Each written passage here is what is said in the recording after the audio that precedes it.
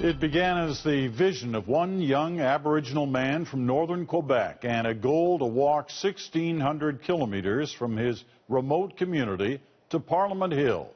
David Cowapit Jr. was soon joined by a handful of supporters, a group which grew to several hundred along the way.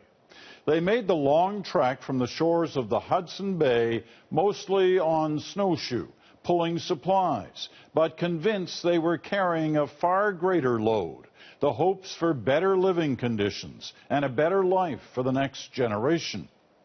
The CBC's Margot McDermott has the story for us tonight. Margot. Peter, another sign today that young Aboriginal people have a growing sense of their own power and that they're determined to use it. A wall of Aboriginal youth walked into Ottawa today. Euphoric and already nostalgic for a journey that many thought they'd never finish. I'm getting to miss my friend.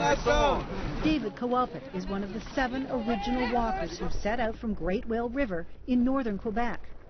They were inspired by the hunger strike of Chief Teresa Spence.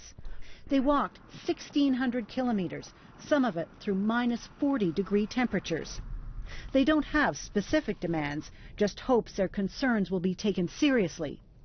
As they passed through Aboriginal communities, 7 walkers turned into several hundred. Hundreds more greeted them as they reached Victoria Island, and thousands were on Parliament Hill. What we have here is a really historic moment for Aboriginals around Canada. This walk was meant to draw attention to the Idle No More movement, to protect the environment and to reconnect with Aboriginal traditions. But for many who took part, it's become a lot more personal. And this is my son.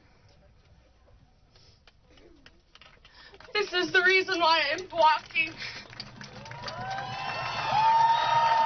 Every step I took, it was a prayer for Mother Earth, unity, and all the Algonquins around the world.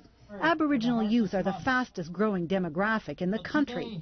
First Nations leaders say the government ignores them at its peril. They're so often told they're the leaders of tomorrow. I'm here to say they're the leaders of right now. They are the leaders we've been waiting for. Many here today weren't impressed. Prime Minister Harper chose to be in Toronto instead of in Ottawa for their arrival. Yeah, he should be getting his priorities straight. Yep. Especially with the position that he holds. The opposition had the same question in the House of Commons today. How many more kilometers need to be walked before this Conservative government listens to First Nations people? I shall be meeting later today with these walkers and discuss with these Aboriginal youth about the challenge, but also how we can best continue to improve the situation.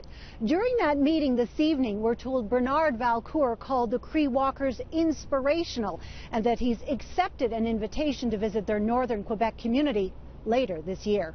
Peter? All right, Margot, thank you. Margot McDermott in Ottawa tonight. Well, as Margot mentioned, the group first gathered on Victoria Island in Ottawa today. You probably remember Victoria Island as the place Attawapiskat Chief Teresa Spence set up her teepee during her protest earlier this year. The island has been used by First Nations peoples for centuries. The Anishinaabe people called it Ashinabka, a name which meant place of glare rock. There is archaeological evidence that suggests it was a meeting place for matters of trade and spiritual and cultural exchange.